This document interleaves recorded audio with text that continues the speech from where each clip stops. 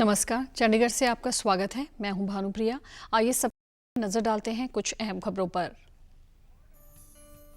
पंजाब में आज 8 नगर निगमों, 109 नगर परिषदों और नगर पंचायतों के लिए हुआ मतदान। हरियाणा सरकार प्रदर्शनकारियों से सार्वजनिक संपत्ति को नुकसान की भरपाई के लिए बनाएगी कानून।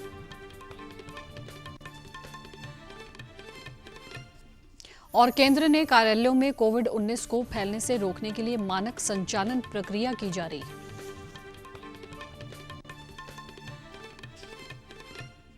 अब समाचार विस्तार से।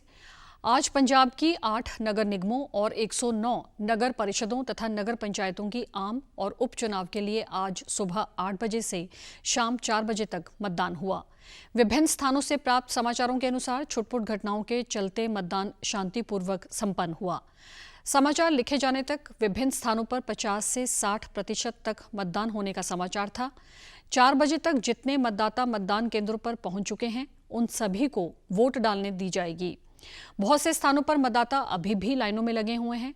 खरड़, मोहाली, जीरकपुर और डेराबस्सी के मतदान केंद्रों से मतदान का जायजा लेते हुए दूरदर्शन समाचार संवाददाता ने बताया कि आज धूप खिले होने और ठंड कम होने के कारण बड़ी संख्या में मतदाता मतदान के लिए पहुंचे। राज्य चुनाव आयोग ने मतदान के लिए विशेष प्रबंध किए। मतदान के लिए 20,000 से अधिक कर्मचारी और लगभग 19,000 पुलिस मुलाजिम तैनात किए गए थे। मतदान वोटिंग मशीनों द्वारा हुआ। नगर पालिका चुनाव के लिए कुल 2,302 वार्डों के लिए 9,222 प्रत्याशी चुनाव मैदान में हैं। राज्य में कुल 4,102 पोलिंग बूथों पर मतदान हुआ। मतगणना 17 फरवरी को बुधवार सुबह 9 बजे शुरू होगी। हरियाणा के मुख्यमंत्री मनोहर लाल खट्टर ने कहा है कि राज्य सरकार आंदोलन के दौरान सार्वजनिक संपत्ति को नुकसान की भरपाई प्रदर्शनकारियों से करने का कानून लाएगी। उन्होंने उच्चतम न्यायालय के आदेश का हवाला देते हुए कहा कि सरकारी संपत्ति को नुकसान पहुंचाने का अधिकार किसी को नहीं है। श्री खट्टर ने कल गृह मंत्री अमित शाह से मुलाकात कर किसान आंदोलन और अन्य मुद्दों पर चर्चा की। उन्होंने कहा कि राज्य सरकार किसान आंदोलन शुरू होने से पहले ही ऐसा कानून लाने की योजना बना रही है। भारतीय जनता पार्टी शासित उत्तर प्रदेश ऐसा पहला राज्य है जिसने प्रदर्शनों और दंगों के दौरान सार्वजनिक और निजी संपत्ति को नुकसान पहुंचाने वालों से ही उसकी भरपाई कराने का कानून बनाया है। हरियाणा के वल्लभगढ़ में सभी सुविधाओं से लैस मॉडल बस टर्मिनल विकसित करने का रास्ता साफ हो गया है। लगभग 21 एकड़ भूमि पर बनने वाले इस बस टर्मिनल में रिटेल, कमर्शियल और हॉस्पिटैलिटी जैसी तमाम सुविधाएं होंगी। बस टर्मिनल का निर्माण हरियाणा पुलिस हाउसिंग कॉरपोरेशन द्वारा किया जाएगा और ये लगभग 2 साल में बनकर तैयार हो जाएगा। राज्य के परिवहन मंत्री मूलचंद शर्मा ने विभाग तथा कॉरपोरेशन के अधिकारियों के साथ बैठक के दौरान कहा कि शहर की प्राइम लोकेशन पर बनने वाले इस बस टर्मिनल में केवल बसों का ही ठहराव नहीं होगा, बल्कि ये विभाग के लिए आय का भी एक महत्वपूर्ण जरिया बनेगा। कमर्शियल उद्देश्यों तथा बसों के लिए अलग अलग रास्तों का प्रावधान होगा। उन्होंने अधिकारियों को निर्देश दिए कि बस टर्मिनल बनाते समय इस बात का खास ख्याल रखा जाए कि ये जीटी रोड से ऊंचाई पर हो और पानी की निकासी की उचित व्यवस्था की जाए। साथ ही यहां पार्किंग का भी समुचित प्रबंध किया जाए ताकि आने वाले समय में वाहनों की पार्किंग में किसी तरह की दिक्कत न आए। परिवहन मंत्री मूलचंद शर्मा ने कहा कि जल्द ही विभाग के बेड़े में 800 बसें शामिल की जाएंगी। इनमें से 400 बसें मार्च तक आ जाएंगी, जबकि बाकी 400 बसें भी जल्द ही खरीद ली जाएंगी। साथ ही उन्होंने अधिकारियों को निर्देश दिए कि कुंभ मेले के लिए भी पूरी तैयारी रखी जाए ताकि श्रद्धालुओं की जरूरत के हिसाब से प्रबंध किया जा सके। देश में कोविड संक्रमण से ठीक होने वालों की दर 97.31% हो गई है। कल 11,106 लोग कोविड से स्वस्थ हुए। अब तक इस बीमारी से 1,06,11,000 से अधिक मरीज स्वस्थ हो चुके हैं। इस समय देश भर में सक्रिय मामलों की संख्या 1,37,000 से अधिक है। स्वास्थ्य मंत्रालय ने बताया कि देश में कुल संक्रमित मामलों का 1.26% लोगों का ही इलाज चल रहा है। पिछले 24 घंटों में देश में संक्रमण के 996 नए मामले सामने आए। और 92 लोग इस महामारी का शिकार हुए। देश में इस संक्रमण से मरने वालों की दर 1.43% है और जो विश्व के सबसे कम दरों में शामिल है। स्वास्थ्य मंत्रालय ने यह भी बताया कि अब तक देश में 82,63,000 से अधिक लोगों को कोविड के टीके लगाए जा चुके हैं। केंद्र सरकार ने कार्यालयों में कोविड महामारी के फैलाव पर अंकुश लगाने के लिए नई मानक संचालन प्रक्रिया SOP जारी की है।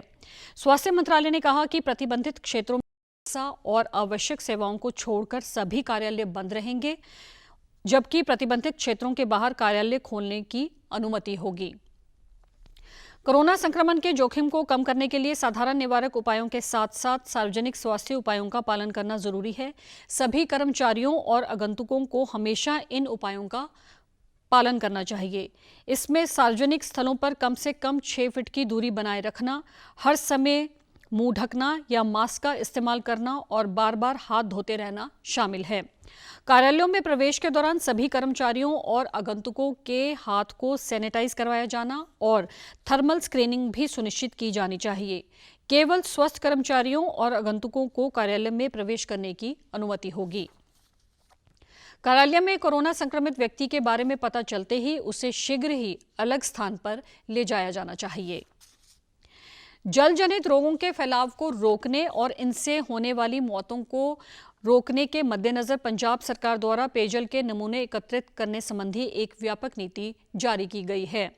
स्वास्थ्य मंत्री सिद्धू ने बताया कि इस नई नीति के अनुसार शहरी क्षेत्रों के निवासियों को पेयजल की आपूर्ति और नियमित रूप से नमूने एकत्रित करने की जिम्मेदारी स्थानीय सरकार और जल आपूर्ति और सीवरेज बोर्ड की है। इसी तरह ग्रामीण क्षेत्रों में पेयजल की आपूर्ति और नियमित रूप से ये नमूने एकत्रित करने की जिम्मेदारी जल आपूर्ति एवं स्वच्छता विभाग की है। सिद्धू ने कहा कि स्थानीय सरकार और जल आपूर्ति एवं स्वच्छता विभाग ग्रामीण और शहरी क्षेत्रों के निवासियों को सप्लाई किए जा रहे पानी की नियमित रूप से क्लोरीनेशन को भी सुनिश्चित बनाएगा। उन्होंने कहा कि राज्य में पेयजल के रोजाना एकत्रित किए जाने वाले नमूने स्वास्थ्य एवं परिवार कल्याण विभाग द्वारा नहीं लिए जाएंगे। हालांकि पानी से संबंधित किसी भी तरह की बीमारी के फैलने की स्थिति में स्वास्थ्य विभाग द्वारा पेयजल के नमूने एकत्रित कर पानी में बैक्टीरिया होने संबंधित जांच की जाएगी और उन इलाकों से पेयजल के नमूने एकत्रित किए जाएंगे जहां पिछले समय के दौरान पानी से होने वाली बीमारियों के फैलने की खबरें मिली हैं। स्वास्थ्य विभाग उन क्षेत्रों से नमूने लेगा जहां पानी के गंदे होने की शिकायत है या जहां से डायरिया या पानी से होने वाली बीमारियों के मामले सामने आ रहे हैं। उन्होंने कहा कि इस संबंधी सभी सिविल सर्जनों को दिशा निर्देश जारी किए गए हैं, जिससे स्वास्थ्य विभाग द्वारा एकत्रित किए गए पानी के नमूनों को जांच के लिए स्टेट पब्लिक हेल्थ लेबोरेटरी खरड़ भेजा जा सके। उन्होंने कहा कि तुरंत उपायों के लिए संबंधित विभाग को उन इलाकों के विवरण साझे किए जाएंगे जहां से पानी के नमूने ठीक नहीं पाए गए। हालातों को ध्यान में रखते हुए स्थानीय सरकार और जल आपूर्ति एवं स्वच्छता विभाग उस क्षेत्र में पेयजल का वैकल्पिक स्रोत मुहैया करवाना सुनिश्चित बनाए जहां से बीमारियों के मामले सामने आए हैं। केंद्र सरकार ने आज कहा कि पिछले 5 वर्ष में दालों की 100 से अधिक बेहतर और अधिक उपज देने वाली किस्में विकसित की गई हैं। विश्व दलहन दिवस के अवसर पर रोम में आयोजित अंतर्राष्ट्रीय कार्यक्रम में वीडियो कॉन्फ्रेंस के माध्यम से भाग लेते हुए कृषि मंत्री नरेंद्र सिंह तोमर ने कहा कि भारत ने बीजों की किस्मों में सुधार करने, दालों की खेती, बाजार के नए क्षेत्रों पर ध्यान केंद्रित किया है और इन उपायों से किसानों का लाभ बढ़ाने में मदद मिलेगी। उन्होंने कहा कि दाल की फसलों के अनुसंधान और नई बेहतर किस्मों के विकास की दिशा में अभूतपूर्व काम हुआ है। भारत में 2019-20 में दुनिया के कुल दाल उत्पादन का 23% से अधिक हिस्सा रहा। कृषि मंत्री ने कहा कि भारत दुनिया में दालों का सबसे बड़ा उत्पादक और उपभोक्ता है और इस क्षेत्र में भारत आत्मनिर्भर है। भारत में दालों का उत्पादन पिछले 5-6 वर्षों में 140 लाख टन से बढ़कर 240 लाख टन तक पहुंच गया है। श्री तोमर ने कहा कि सरकार अगले 5 वर्ष में 10,000 नए किसान उत्पादक संगठन FPO का बनाएगी, जिसके लिए 6,850 करोड़ रुपए का कोष रखा गया है। उन्होंने कहा कि इससे बीज उत्पादन, खरीद और बेहतर प्रौद्योगिकियों तक किसानों की सामूहिक पहुंच बन सकेगी। कोविड-19 के कारण लॉकडाउन के बाद रेहड़ी पटरी वालों को अपना काम फिर से शुरू करने के लिए केंद्र सरकार ने प्रधानमंत्री योजना शुरू की है। इसके अंतर्गत सड़क किनारे काम करने वाले लोगों को 10,000 रुपये का ऋण आसान शर्तों पर मुहैया करवाया जाता है। इस योजना के अंतर्गत अगले 2 सालों में सरकार द्वारा 50 लाख से अधिक रेहड़ी पटरी वालों को ऋण उपलब्ध करवाने का लक्ष्य रखा गया है। प्रधानमंत्री स्वनिधि योजना के अंतर्गत लाभ प्राप्त करके बहुत से छोटे दुकानदारों ने अपना कामकाज फिर से शुरू किया है।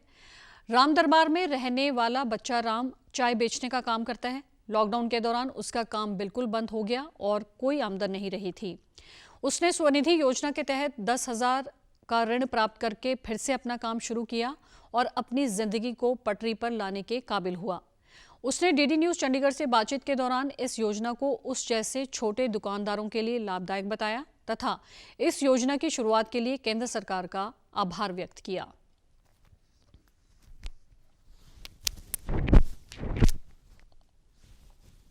घर चले गए थे, घर से वापस आए तो लॉकडाउन में कि 10,000 का लोन मिल रहा है, सरकार से लोन ले लिए। 10,000 का दुकानदारी मानो उसी से चला रहे हैं और सरकार ने 10,000 रुपया लोन दे दिया, उससे मैं काम धंधा कर रहे हैं और सरकार की शुक्रिया। स्वनिधि योजना के तहत ऋण का समय पर भुगतान करने वालों को ब्याज में सब्सिडी भी दी जाती है और वे अपना पहला ऋण समय पर चुकाने के बाद अधिक ऋण के पात्र बन जाते हैं। कोरोना वायरस का खतरा अभी टला नहीं है, इसलिए सभी से निवेदन है कि बाहर जाने के समय मास्क जरूर पहनें, सामाजिक दूरी बनाए रखें, बार बार अपने हाथ साबुन से धोएं और सैनिटाइजर का इस्तेमाल करें। वैश्विक महामारी कोविड-19 जिसका कहर संपूर्ण मानव जाति को अपनी आगोश में ले चुका है। टीका या दवाई उपलब्ध होने तक महामारी के खिलाफ मानवता की जंग जारी है। ऐसे में सबसे जरूरी है सावधानी और फेस मास्क कोरोना से रोकथाम का सबसे प्रभावी उपाय साबित हुआ है। विश्व स्वास्थ्य संगठन और विशेषज्ञों की शोध का भी यही निष्कर्ष है कि मास्क से मुंह और नाक को अच्छी तरह ढककर कोरोना संक्रमण को कम किया जा सकता है। कोरोना संक्रमण से बचाव के लिए मास्क पहनने के साथ ही जरूरी है मास्क को सही तरीके से पहनना। बहुत से लोग मास्क से नाक और मुंह को सही तरीके से नहीं ढकते हैं, जिससे संक्रमण का खतरा बना रहता है। बिना मास्क या फेस कवर के घर से बाहर निकलने की अभी कल्पना करना भी सही नहीं है। जुड़िए डीडी न्यूज की खास मुहिम मास्क अप इंडिया के साथ। मास्क पहने और अपने मुंह और नाक को अच्छी तरह ढकें। अपने परिवार के सदस्यों और दोस्तों को मास्क पहनने कहें। Mask up India, mask up India. DD news के माध्यम से सबको बताना है, कोरोना को हराना है, मास्क जरूर लगाना है। Mask up India, mask up India, mask up India. और आप हमारे समाचार YouTube channel DD news Chandigarh, Facebook DD news Chandigarh और Twitter handle DD news CHD पर भी देख सकते हैं। इसी के साथ चंडीगढ़ से समाचारों का सिलसिला समाप्त होता है। नमस्कार।